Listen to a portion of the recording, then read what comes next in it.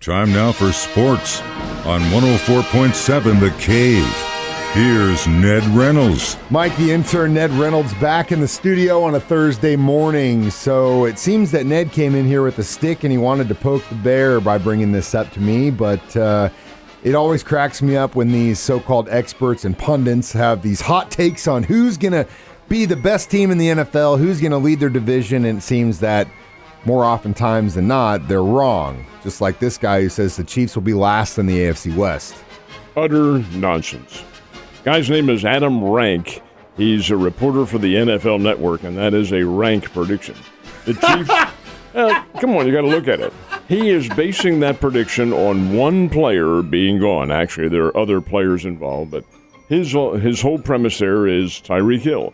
Hey, the team is not built around one player. Yes, it makes a difference, and yes, the Chiefs are going to have to reform their offense, and nobody will argue that point. They're still good, folks. You've got Patrick Mahomes, the best quarterback in the NFL, running the show. You have a pretty good trio of running backs. Now, some of them are going to be cut, but by the same token, the ones who are kept are going to be pretty good players. Your defense is getting better. Last place, what hogwash is that? All right, this guy has predicted his order is the Denver Broncos. Hey, Russell Wilson will make a difference in that team, but championship? Come on. The Broncos first, Raiders second, Chargers third, and Chiefs fourth and out of the playoffs. He does give the Chiefs a 10-7 record. I'm not going to go there. I will say maybe 11-6, but 10-7, no, I can't see that happening.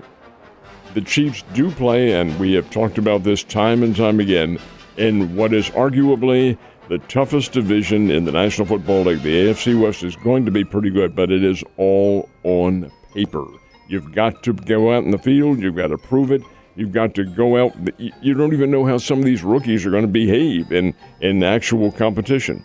So let's just put everything aside that I can't see them last place. Heavens knows.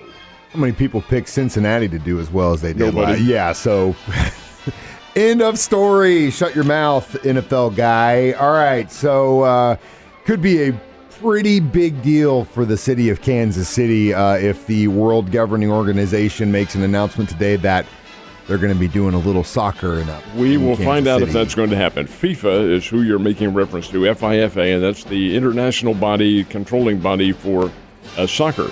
And they're the ones, of course, who put on the World Cup.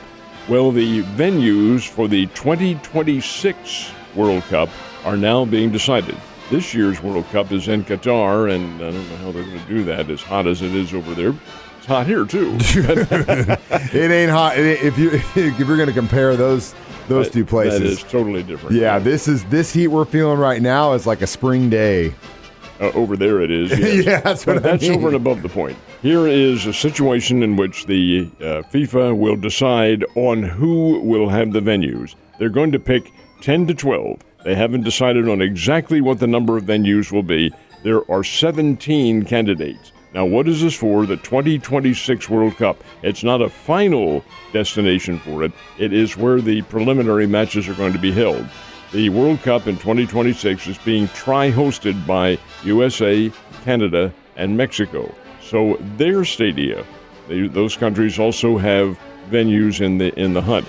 But of the 17, Arrowhead Stadium is one of them, and is considered to be very much in the hunt as a choice.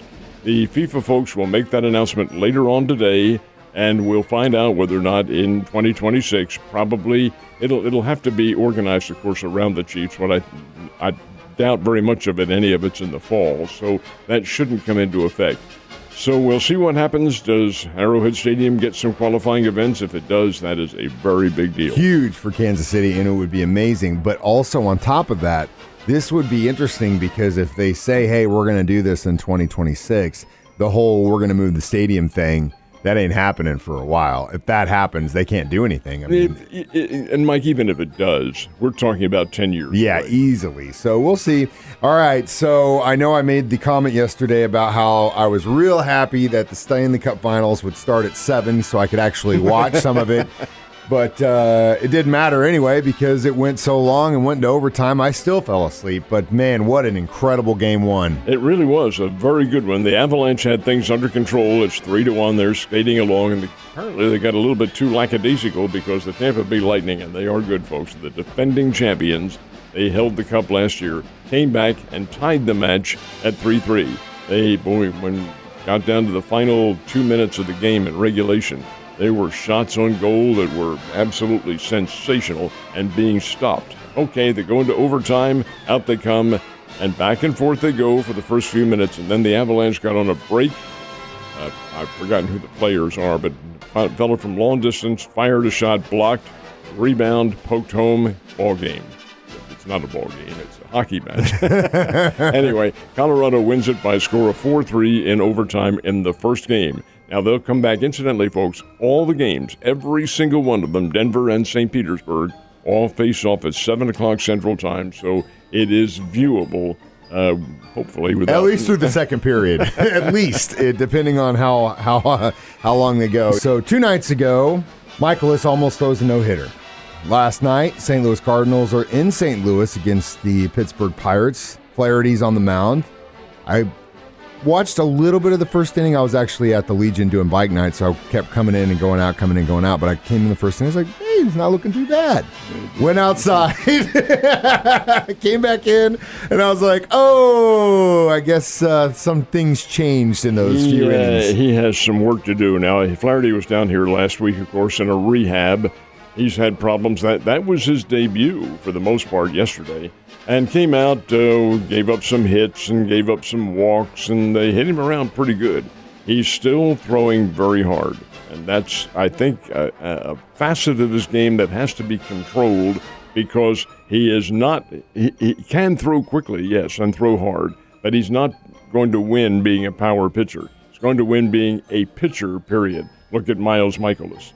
And there's your answer right there. Anyway, Flaherty had a very tough game. He threw 3 innings, gave up 3 runs. I beg your pardon, he gave up 4 runs on 3 hits. And you go figure that one. He walked some batters. His control wasn't sharp, and they finally took him out. He exhausted his pitch count, which was probably going to be about 70, I imagine, somewhere around there. He exhausted that very early in the game, so they got him out of there.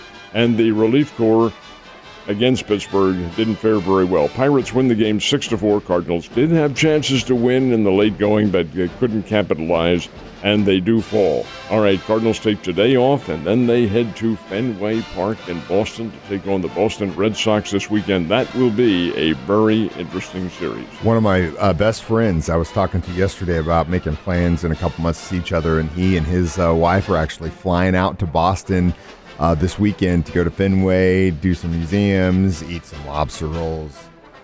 So jealous. But and wanted to go see one that of the game. most historic venues in all of baseball. It's been around since, I think, 1914. Yeah, there have been some modifications to it, but hey, that's a treat to go there. Definitely, and he's a lucky guy. All right, so what about the Royals and the Springfield Cardinals? Royals got a win, glory be. Beat the San Francisco Giants in San Francisco 3-2. Kansas City also takes today off and then heads up right there. They stay there because they're playing the Oakland A's. But over and above that, nice win for Kansas City. Maybe their pitching's turning around now. Maybe the second half of the season's going to be a different story. But they've had a disaster. 20 games under 500, but they do get a win. Springfield Cardinals also got a win. They're in an 8-8 tie with the Corpus Christi Hooks in the last of the 9th inning. Who comes to bat? The guy they didn't want to see up there, Jordan Walker. And what does he do? You guessed it, walk-off 2-run homer. Springfield wins the game 10-8. And the Cardinals have taken the first 2 games of this series. Game 3 is tonight, which I might add we will have on TV over in KY3. But over and above all of that, the Cardinals do get a win. They're playing better. And folks, this is just from a guy who's been around and watched some of these guys coming on. I want to get out there and see Walker and Mason win and some of these others, because those 2 in particular aren't going to be here a real long time. They may, I'm guessing this, may end out the season here, but they also may not, because they are both their future St. Louis Cardinals, unless there's a trade of some sort. But those guys are headed for the big time. Really good, solid ball players. Yeah, they are, and they're definitely got some bats on them. All right, so It's been kind of quiet after the initial pushing back and forth between the PGA and the LIV Tour, but now with the U.S. Open coming up and them saying, hey, these guys, it's a whole, we don't want to get involved. Everyone can play. Very interesting remark from those guys recently, though. The United States Golf Association yesterday, now keep in mind the USGA and the PGA work very closely together. They aren't the same organization. The PGA is a golf tour. The United States Golf Association makes the rules and governs all the events and so forth, and those two obviously have to work together. But when it comes down to a judgment as to who's going to play and who isn't on the PGA Tour, PGA makes that decision. All right, their commissioner, Tim Monahan, and most of the touring pros said, hey, get rid of these guys who are going over to the LIV Tour. We don't want anything to do with them. United States Golf Association said, well, we run the U.S. Open, which they do. They run the Open and the Masters, and the Royal and Ancient in Great Britain runs the British Open. They said, well, let's think about it for a minute. Well, the USGA has come under great criticism for allowing these LIV pros, Phil Mickelson, guys like that, to compete. It's all based on where the money is coming from and the nature of the LIV Tour, which is basically exhibition matches. It is not a competitive tour in terms of these players going for world points and things like that. Oh, they're getting their money, but it's money that may have to be laundered, and I don't mean that in the legal sense. It's coming from Saudi Arabia.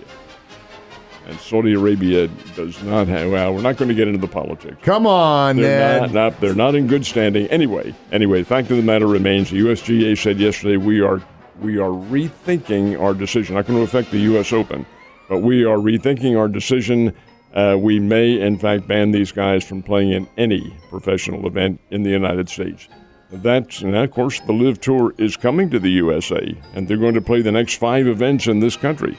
But that doesn't fall into the United States Golf Association cover or aegis in any way. So this is going to be a very interesting political matchup as to how this finally ends out. Do you think that might be the final straw for some of these players who are like, okay, we'll come back? If they're smart, yes. Well, like I said, when this thing started, Ned, we all got a price, my dude. Have a great day. I'll see you tomorrow.